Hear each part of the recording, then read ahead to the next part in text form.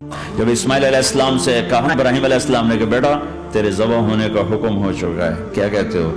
تو انہوں نے کہا جلدی کرو، یا ابت افعل، یا ابت افعل، ابا جلدی کرو۔ تو ابراہیم سمجھے کہ شاید یہ پتہ نہیں چلا اسے، کہ بیٹا تمہیں خبر ہے میں کیا کہہ رہا ہوں؟ کہاں خبر ہے، بڑا اچھا سودا ہے،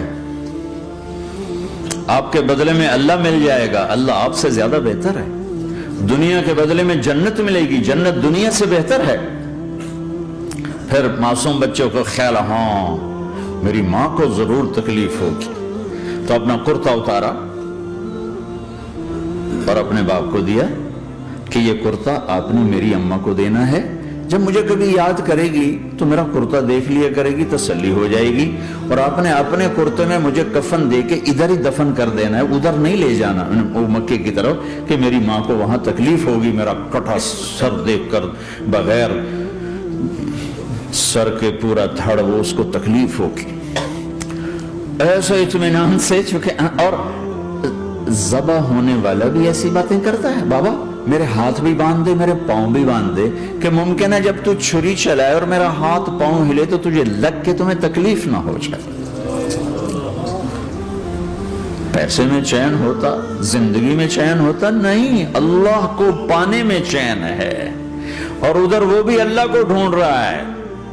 ارے میرے بھائیو، 60 برس کی دعا کے بعد بیٹا ملا، 60 برس دعا مانگی، یا اللہ اولاد دے دے، اولاد دے دے، اولاد دے دے، 60 سال کے بعد اولاد ہوئی، 84 سال کی عمر میں،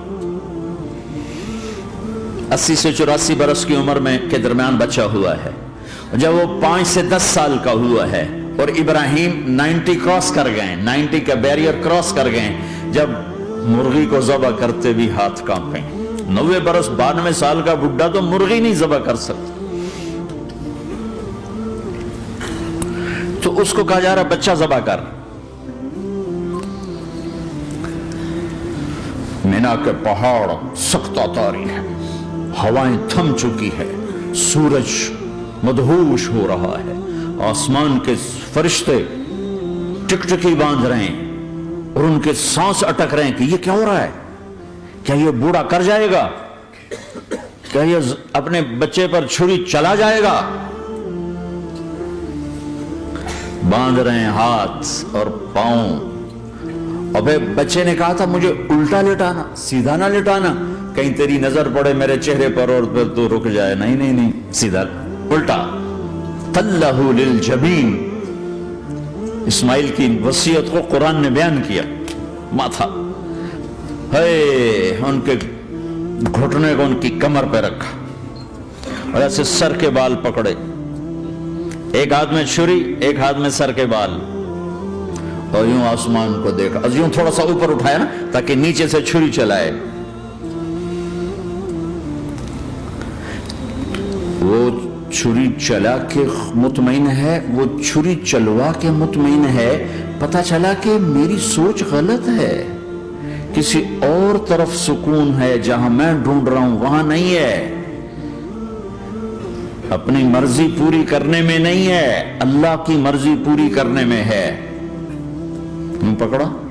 گھٹنا رکھا، یوں دیکھا، آسمان کو دیکھنا تھا کہ فرشتوں کی چیخیں نکل گئی،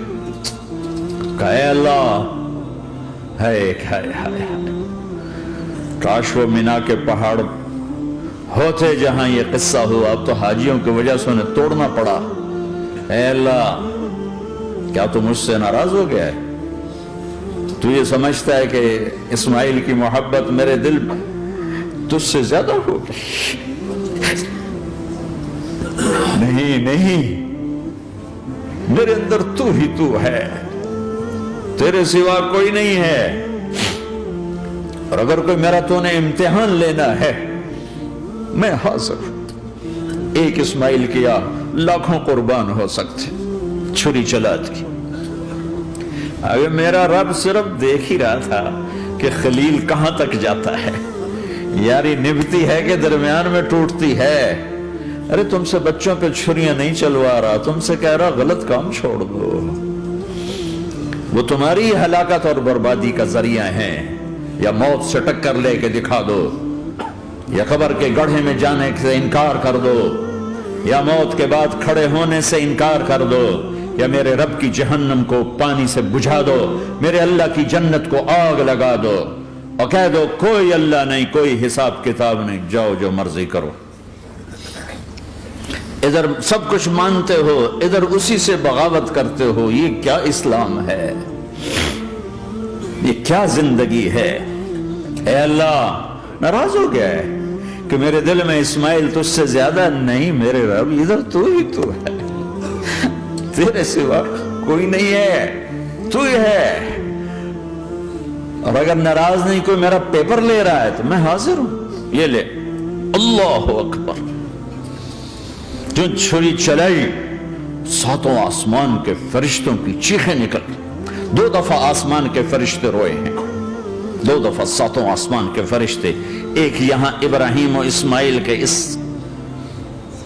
قصے پر، اور پھر 4000 سال کے بعد جب میرے نبی کو طائف میں پتھر پڑے۔